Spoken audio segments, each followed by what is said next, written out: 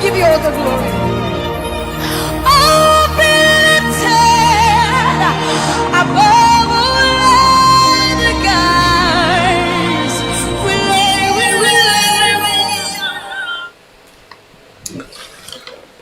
Good evening. Good evening, friends, and welcome to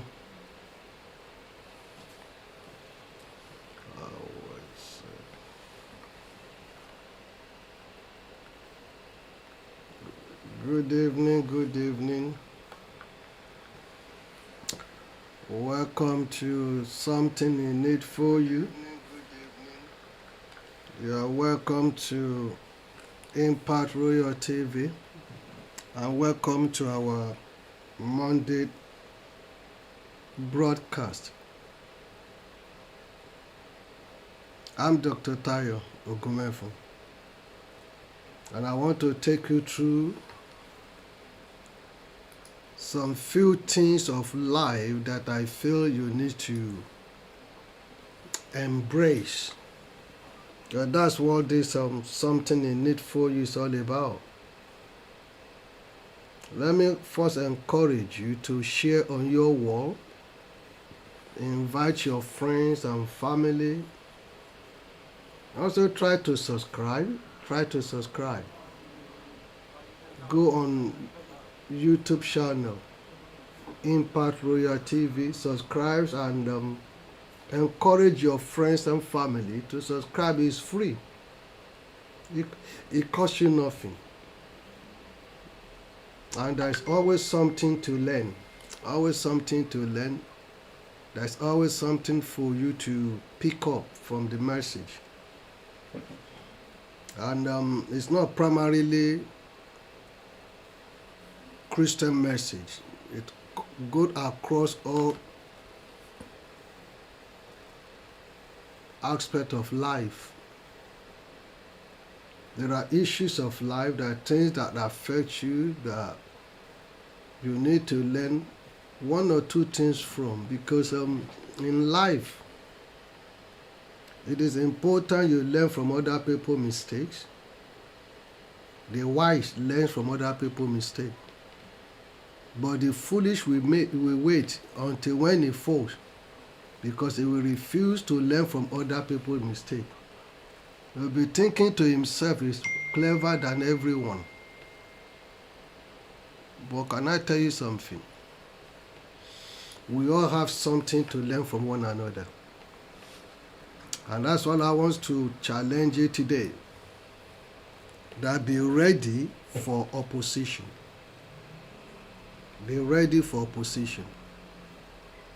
You see, in life, if you aspire for success, if you aspire to become great, to find your level, to have a say in your family, in your community, at least to achieve your dreams, the kind of goals that you set for yourself, it's not everybody that will be happy about your success. Not everyone will be happy about your success. And I have come to realize that in the journey of life, no matter how much you try to go out of your way to appease them, to be there for them, if you like, empty your bank account. If you like, sleep on the floor and let them sleep on your bed. If you like, go hungry and use the food you have to feed them. If you like, you can cut off your head and give it to them. Still, you will not still be happy. They will not still be happy with you. they will not be happy with you. Because the issue is that you can never satisfy them. You can never please them. Because the plan is that you should be like them. And as long as you're trying to make effort, make progress, one of the things that will happen is that they will tag you as arrogant. They will tag you as somebody that you do not listen to advice. They will tag you as someone that is full of himself or herself. These are the things that you will have to deal with. You have to deal with. And that's why I want to encourage you today. Because you see, it's something that I have been there before. And I know what it is. So that's why I said moments ago that the wise will learn from the mistakes of others. But the foolish one will ignore it. And they will not take it on board to learn. You see, as long as they are human, you can never satisfy, you can never please. Because they have a mission. You too, you have a mission. Your mission and their mission is different from your mission. Great number of people have labored and labored and labored in the course of looking after, and they neglected their own well-being and their own welfare. And those people that you labor for, guess what? That you didn't have time to check your health, to eat good food, live a good life, take holiday, because instead of you going on holiday, you will use the holiday time as an overtime to work because you have so much bills, you have so many responsibility. Your nephew, your niece, your uncle, your auntie. You see, the list is endless that they put a burden on you that you have to take care of. And I have discovered in my own little journey, just like what the elders say, that one rich man in the council of the poor, he is the poorest. One rich person in the council of the poor, he is the poorest. Because you will carry their burden and burden and burden. And the moment you're unable to meet their needs, you will become their enemy. So in other words, success attracts enemy. If you want to be successful in life, be prepared for opposition. It's not everyone in life that wants you to be successful. And that's why you have this concept that is called unfriendly friends. They'll be so friendly with you facially, but the moment you turn your back, they're different thing entirely. Have you been in a situation that an opposition will just rise? People just, every little thing that you say, every suggestion you bring on board in a committee or in a family, you see one particular individual that will just oppose it. He's been anointed by the devil to always be an opposition for you, to stand against you. And when you ask this individual, why are you doing all this that you're doing? You may not be able to find a sensible reason. Apart from coming to a conclusion, envy, strife. And that's what you're going to find. So in other words, you have something that they do not have. You have something that makes you better than this individual. So in life, friends, opposition will happen. Opposition will happen. But it now depends on how you handle it, how you deal with it. You are not going to leave the world for them. So you have to live in the same world with them. Then how do you handle opposition? So you have to be prepared. You have to be prepared. Whether you're young or old, small or big, we all have, and you're still going to have. If you do not have one now, where you're still struggling, they may not see you at your struggling time. And they will wait for you until you are about to embark on a big project. And when they see you moving on a trajectory of success, then the next thing that's going to happen is to pull down the ladder. But how prepared are you for opposition? And I've said to you, this program is not just religious program. It cut across all. That's why there is something in need for you.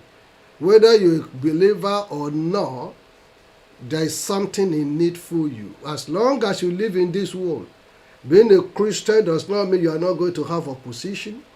Being a Muslim do not exclude you from having opposition. Being an atheist do not exclude you from having opposition. So whether you're born with golden spoon, silver spoon, or wooden spoon, or without spoon at all, does not exclude you from opposition. So it's important that you learn how to handle it. Because inability to handle things like this has frustrated so many people's life.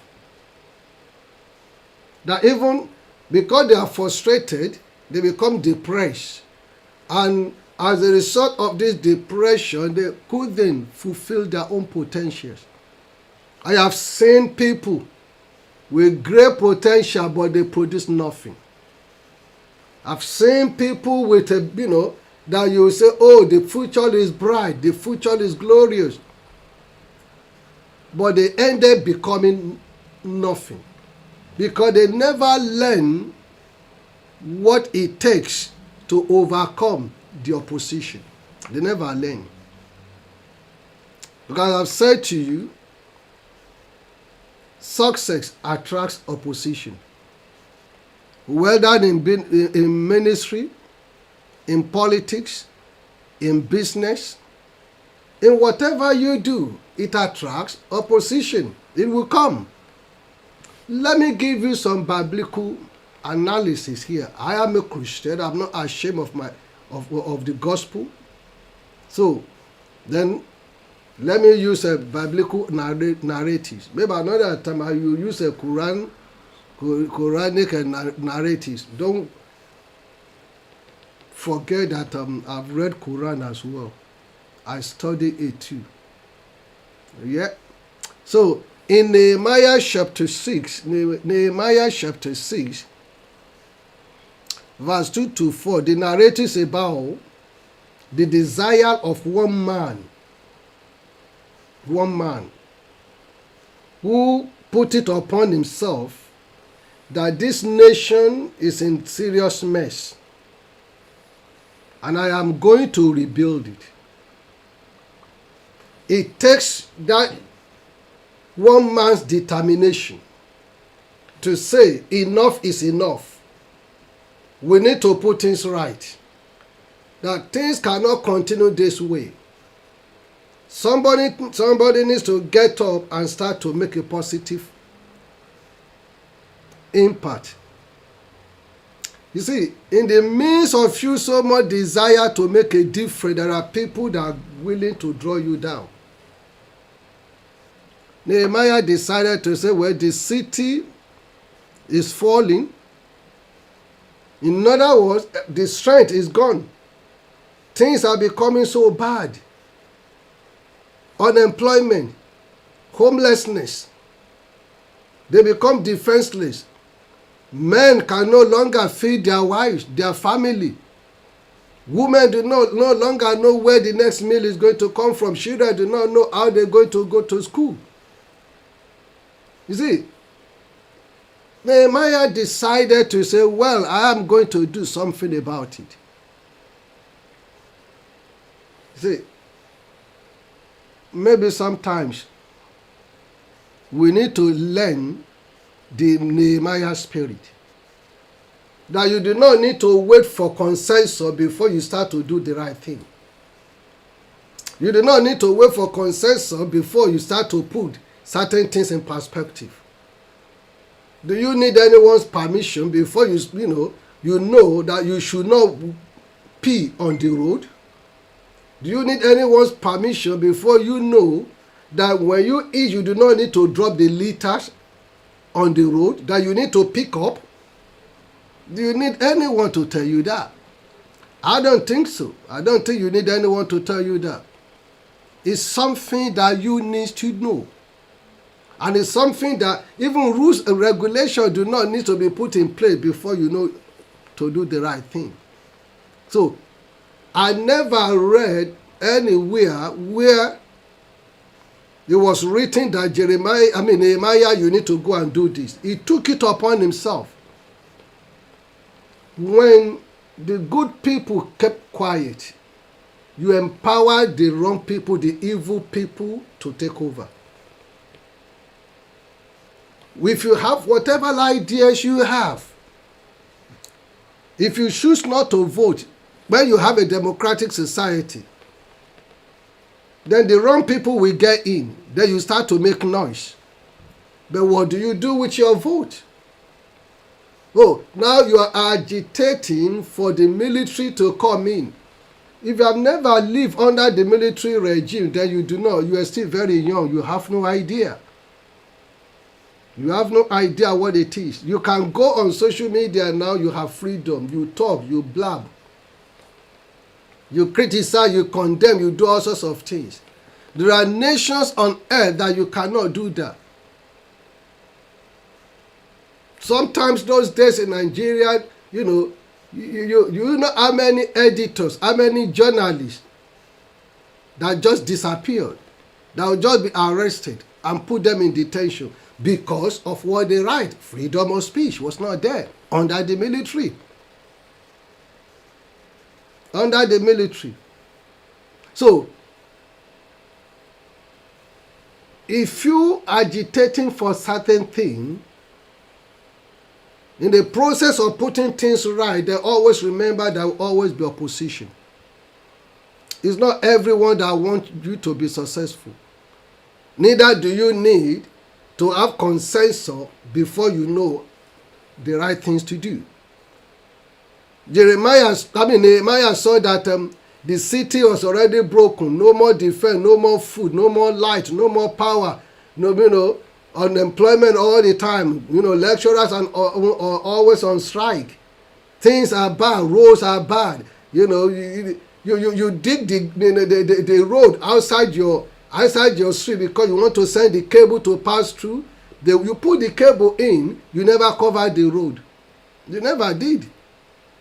And you see, all goes on and on and on. All this has got nothing to do with the government. Nehemiah didn't go to the government before he took it upon himself. Let's fix what is broken. You see, sometimes, you as an individual and community, you need to do things for the comfort of your own people. That you do not need the government to fix everything. No government in the world will fix everything. There's a role that the community needs to play.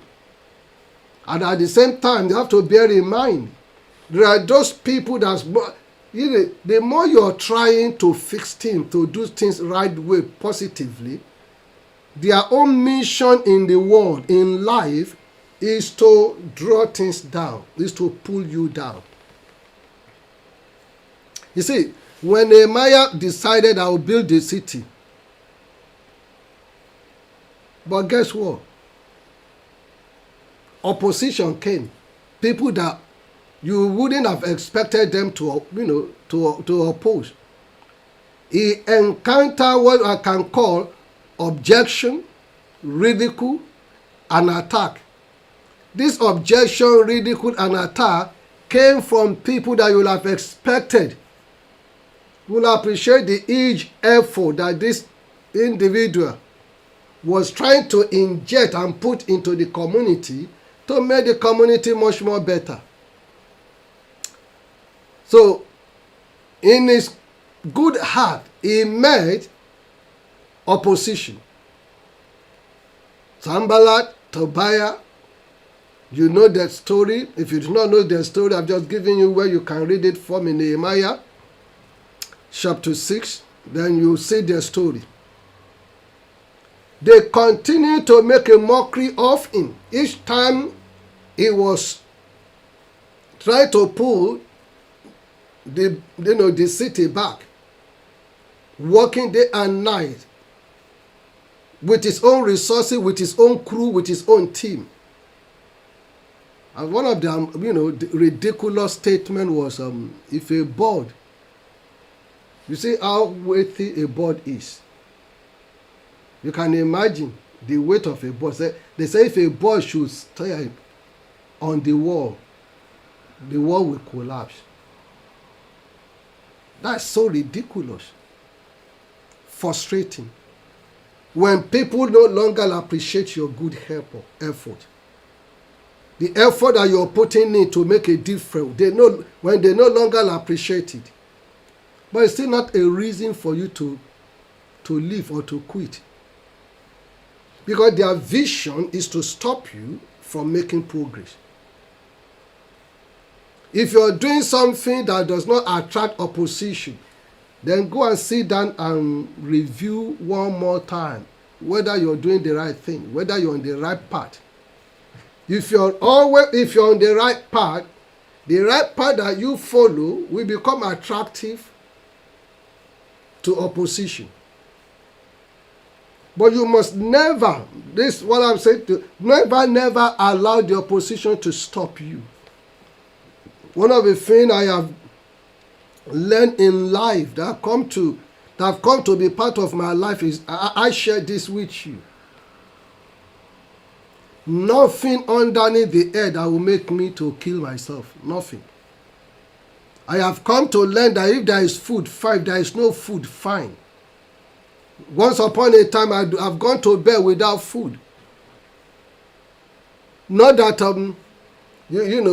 that I do not want to eat, but I've gone to bed without food. Once upon a time, there was no food. There's nothing. You just have to go and sleep. You drink water. You sleep. But guess what? Now there are food, but I'm no longer hungry. In fact, I have to start to watch how many times I eat now. How many times I eat so that you can, you don't add unnecessary weight. And you have to watch what you eat as well. So I have gotten to that in the journey of my life. I don't know about you. So in other words, never allow anything whatsoever to stop you in the process of your vision and your mission in life. Because opposition will come. Opposition may come in terms of humanity, may come in any other form. It may be problems, it may be financial, it may be your health, it may be your family. It could be family breakdown. It's a setback. Don't ever say to me that family breakdown is not a setback. I can say that to you, friends. Family breakdown is a setback. It is a setback. In divorce, you are all losers. It doesn't matter who filed it for divorce. At the end of the day, all of you, both male and female and the children, you are all losers. Oh, you may be looking at the financial gain. That is not all that it entails in a marriage. That's not all what it entails. But one way or the other, everyone involved are losers. Because, you see, and that's why you need to understand that in the journey of life, there is bound to be opposition. But how prepared are you is the key issue. 3 good friends that are supposed to be friendly, helpful, shoulder to lean on, give support. They are the 3 people that mock Nehemiah. So I just wonder how you will feel when you feel that your best effort is being shattered and ridiculed. Your best effort is being shattered and ridiculed.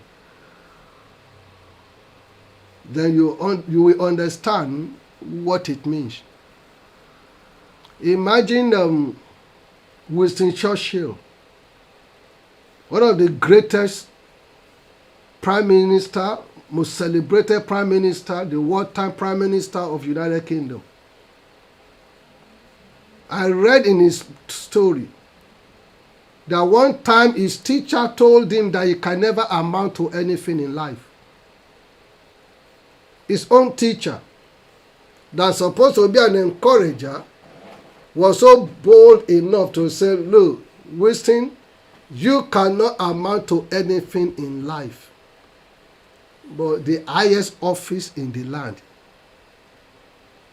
He became the prime minister. He became famous worldwide. He played a major role during the Second World War. That's someone that the teacher said, you cannot amount to anything in the world. Does the teacher becomes a prime minister? No. Was the teacher celebrated worldwide? No.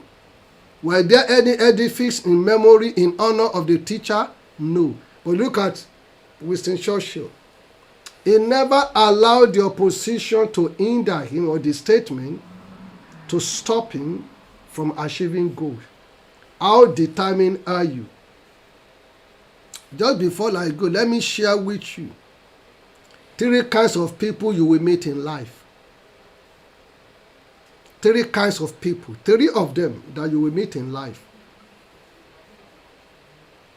Whether you like it or not, they will come.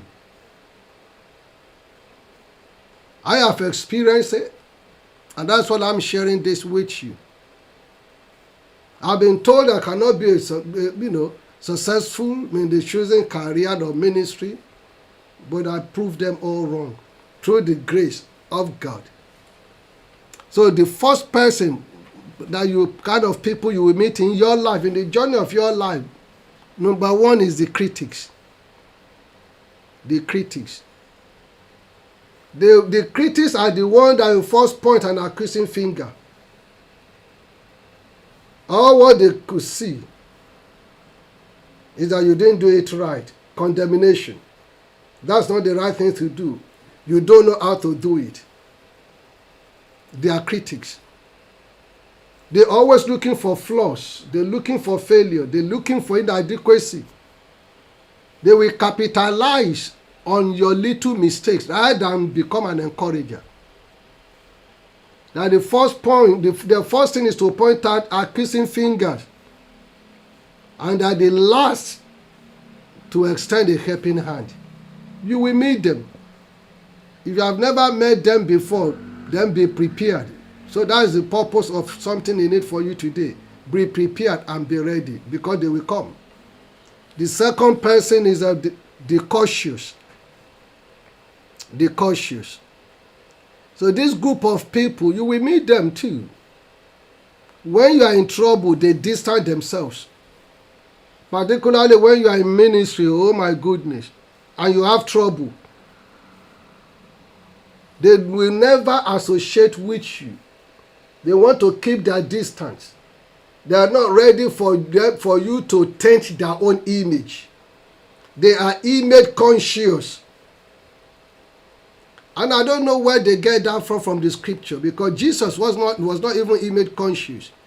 He was all around the prostitute, the leper, the less privileged, the poor, people that are not doing well, not doing great, people that the community, criticize and condemn, the people that they regarded as corrupt person, a tax collector, all manners of people.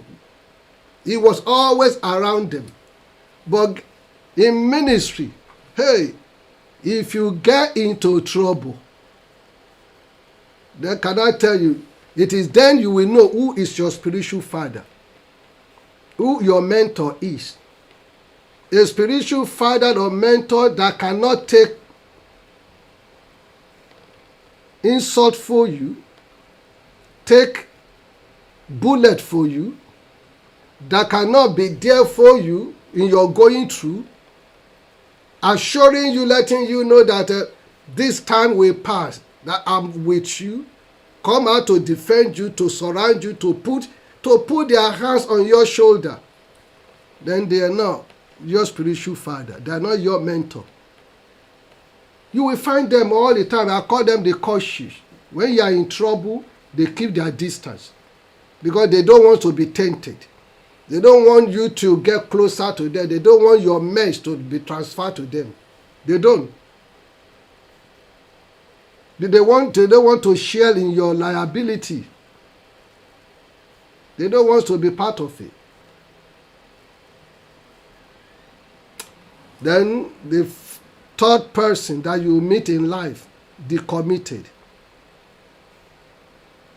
It is my prayer that you will meet such people. In the journey of my life, I have met such people. I have met the critics, I have met the cautious, and I have also met the committed. And the committed are friends that always love. They are like a brother that is born for adversity. They become a strength. They become a pillar. They stand with you. They run in with you. They share the difficulties with you. They share the burden with you. If you go through the tunnel, they will never turn back. They run through with you. Those are the committed. And that's the kind of a person that Jonathan happens to be for David. Committed. Committed. He saw the potential, he saw the grace of God upon the life of David. He embraced it. He supported him. He supported him. They are called the committed. So do you have such people in your life?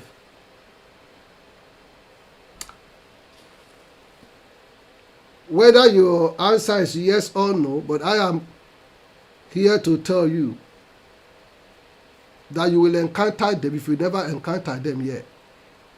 But the moral of the message today is you must learn to recognize that in life, as you aspire to get to the top, there are people that are ready to stand against you. Sometimes you may not even find reason why they're making such accusation and statement. You may not even understand. But in the middle of all that, he that look up will no longer look down. So learn to recognize the committed people. Build your life all around them because they are the gift from God. Learn to identify the critics. Learn to identify the cautious. The cautious are the type of people who want to do this. Oh, be very careful, be very careful, be very careful. You will never hear any positive support from them. It's just be very careful, be very careful, be very careful. But you learn how to identify, recognize committed people. And you build your life all around them. You surround your life by them, recognizing that committed people are gift from God. I want to conclude with this. friendship isn't about who you have known the longest. Committed people, it's not about who have been coming with you for so long. Committed people, it's not about those you just met right now.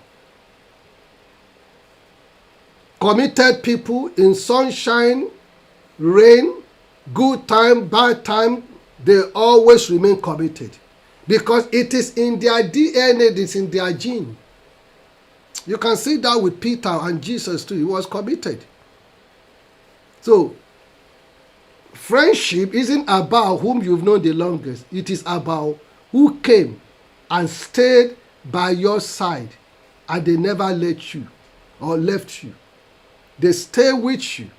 They stuck with you when you needed them most. Day and night, they were always there for you. And that's what you need to make a progress in life. Be wary of the critics, the cautious, and learn to identify the committed. If you do, there is not much the opposition can do, because you've already learned the art of dealing with them. And that's why I encourage you today. Be ready for opposition, because it will surely come. And it comes in various ways. It might not be in humanity, it may be in form of sickness, afflictions, trouble, whatever it is that may want to hinder your next level of progress. If it is opposition, learn the art of dealing with it. Just learn from Winston Churchill. When the teacher said he cannot amount to anything, but he became one of the most celebrated leaders of the world. And the same teacher never became prime minister. So, never allow the word of man or anyone whatsoever to hinder or to limit you. That's what I have come to share with you today. That be ready for position, whether in ministry, where you worship, where you serve. If you have the anointing, the grace of God upon you, it comes with opposition. It's not everyone that is going to like you. Oh, because you like, the pastor likes you so much. That's why it's opposition. You're the one that pastor always called. The pastor always wants you to do things, always refers to you, always get you this, get you that. You see, opposition will come. It will come.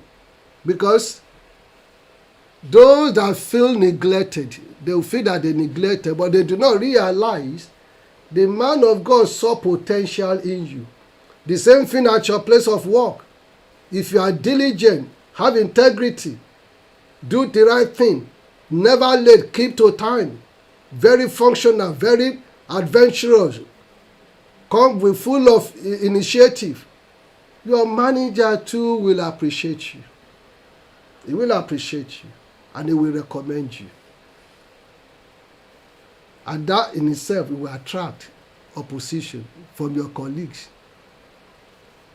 So, lesson you need to learn at work. Never discuss your personal life, your progress, your family, your plan with your colleagues at work. Never and never and never. Keep everything at work official. Let it be official. Never discuss your personal life, your family, your business, your aspirations, your desire, what you intend to do tomorrow. Never discuss unless it is only office related. Let all your discussion remain office related. They will be the same people that will turn around and turn against you. I have prayed for many people that as a result of what they went through was because of their reckless talk at work, thinking that they are friends. and that got them into trouble. Until such a time I come your way again, be ready for position. This is something in need for you. Share on your wall, invite friends and family. You too subscribe now. Subscribe. It costs you nothing. Subscribe on Facebook, on YouTube. Encourage people to subscribe. It is free. God bless you. Enjoy the rest of your evening. Till such a time I see you again for Victory Hour tomorrow. I still remain Dr. Tayo.